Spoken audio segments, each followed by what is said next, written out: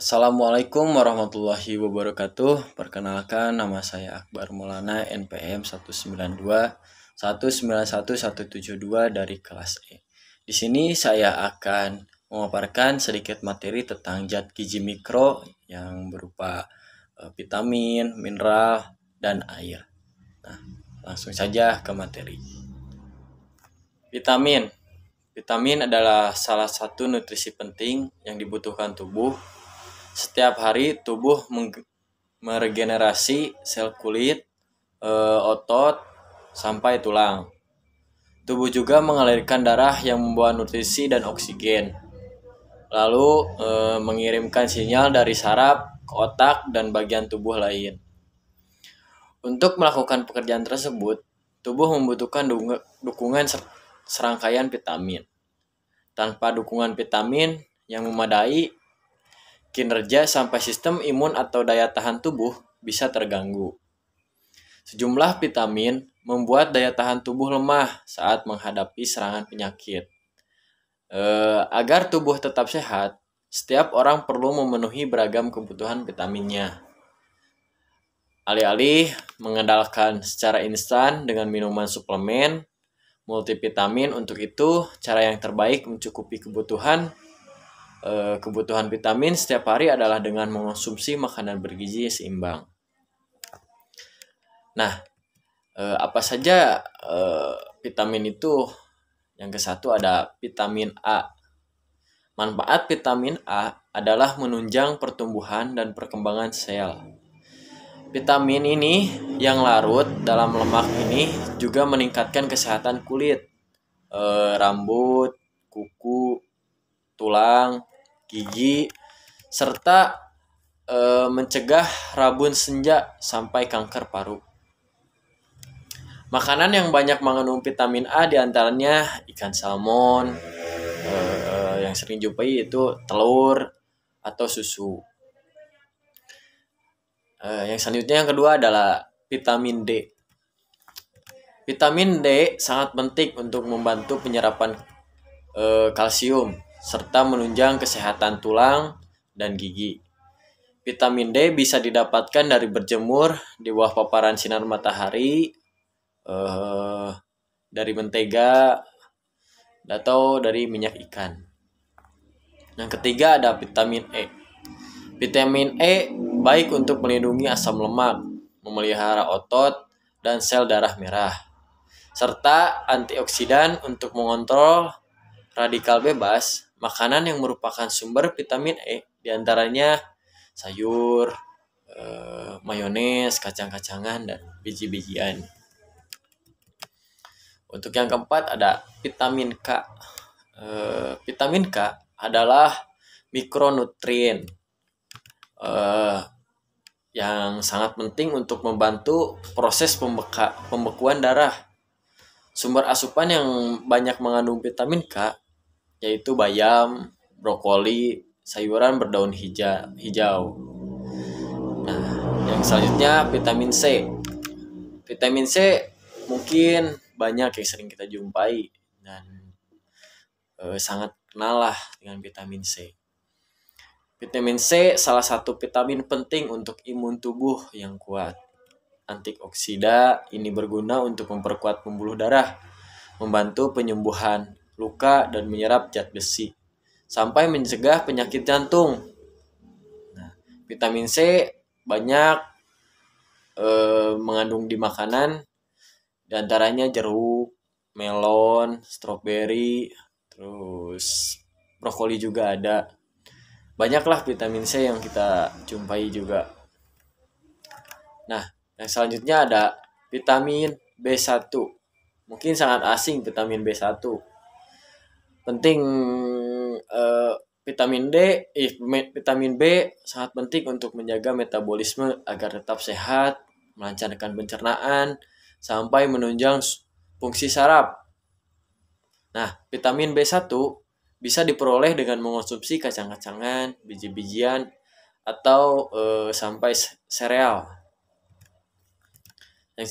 Yang ketujuh ada B2, vitamin B2.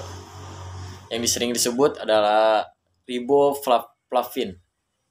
Vitamin B2 sangat penting untuk menjaga metabolisme energi, menunjang penglihatan sampai kesehatan kulit. Sumber vitamin B2 yang terbaik bisa diperoleh dari biji-bijian, daging tanpa lemak, ayam, susu kedelai, dan jamur. Yang selanjutnya vitamin B3 atau yang sering atau secara ilmiahnya itu adalah niacin.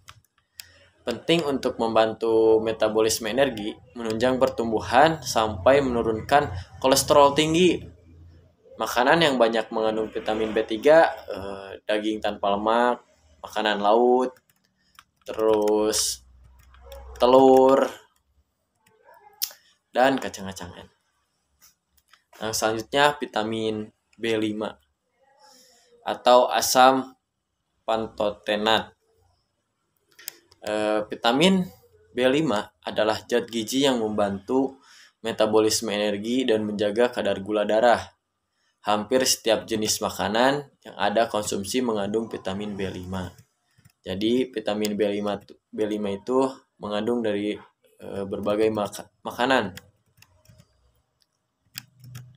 Nah, yang ke-10 ada vitamin B6.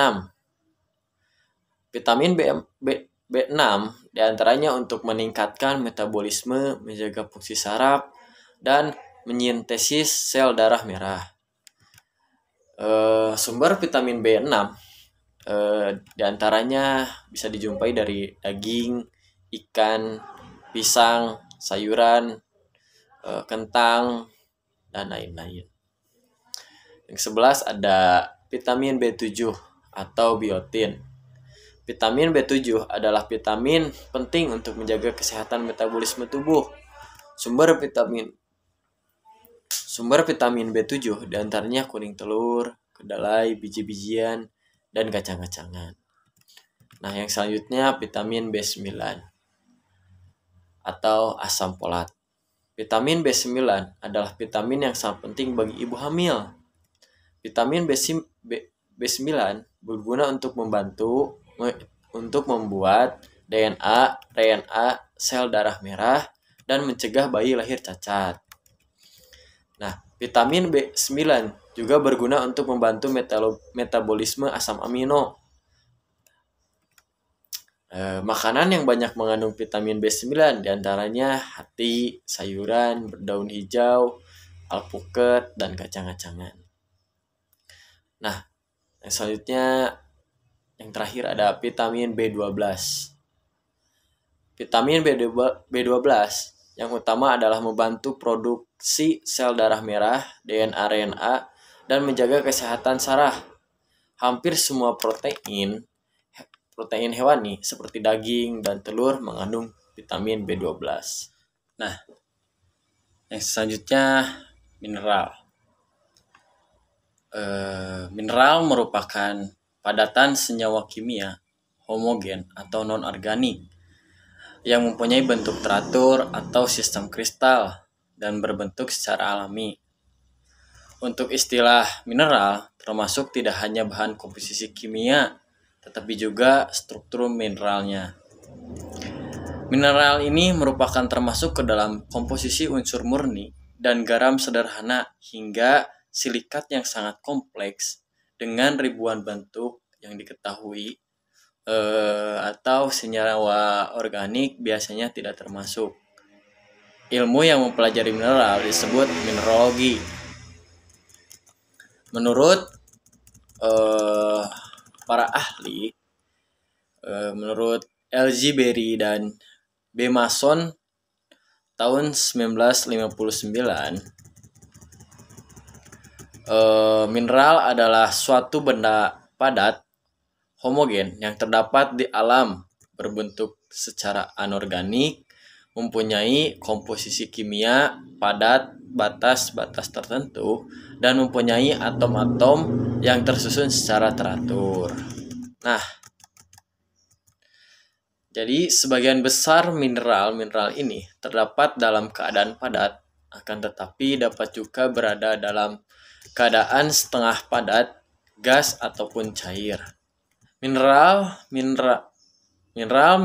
padat itu biasanya terdapat dalam bentuk-bentuk kristal yang agak setangkup dan yang pada banyak sisinya dibatasi oleh bidang-bidang datar.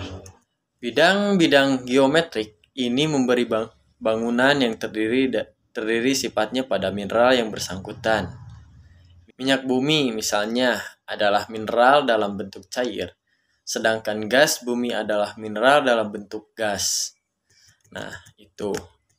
Jadi di sini ada mikromineral, yaitu mineral yang diperlukan tubuh dalam jumlah sedikit, misalnya besi, mangan, kobalt, molybdenum, dan selenium atau tembaga, seperti itulah. Nah, itu untuk mineral. Yang selanjutnya ada pengertian dari air. Pengertian air yaitu suatu zat yang tersusun dari unsur kimia hidrogen dan oksigen dan berada dalam bentuk gas, cair, dan padat.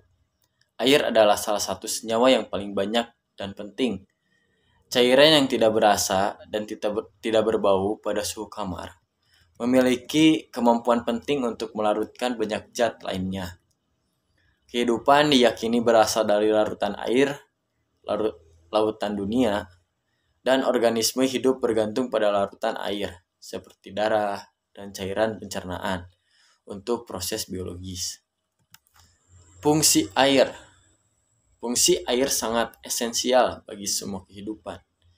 Meski nampaknya kini air tersedia di mana-mana, namun air bersih adalah hal yang paling penting untuk dapat diakses semua makhluk hidup untuk keberlangsungan hidupnya. Fungsi air banyak manfaatnya. Tidak untuk kita minum, tapi untuk mencuci, keperluan di rumah, atau membersihkan, atau untuk menyiram tumbuhan. Banyaklah fungsi air yang sering kita gunakan. Kalau kita tanpa air tuh tidak bisa gitu, jadi semuanya perlu air. Nah, selanjutnya sumber air. Dari mana sumber air itu? Sumber air itu ada dua sumber utama, yaitu air dari permukaan dan air tanah. Air permukaan ditemukan di danau, sungai, dan waduk. Air tanah terletak di permukaan tanah, di mana ia mengalir mengisi bukaan di bebatuan, dan batuan yang menyimpan dan menyalurkan air tanah disebut akuifer. Air tanah harus dipompa dari akuifer ke permukaan bumi untuk digunakan. Konsumen menerima air dari salah satu dari dua sumber, yaitu sumur pribadi atau sistem air kota. Sumur rumah tangga memompa air tanah untuk keperluan rumah tangga. Sumber dari sistem air kota dapat berupa air permukaan atau air tanah. Nah, mungkin itu yang saya dapat sampaikan. Mohon maaf atas kekurangannya. Wassalamualaikum warahmatullahi wabarakatuh.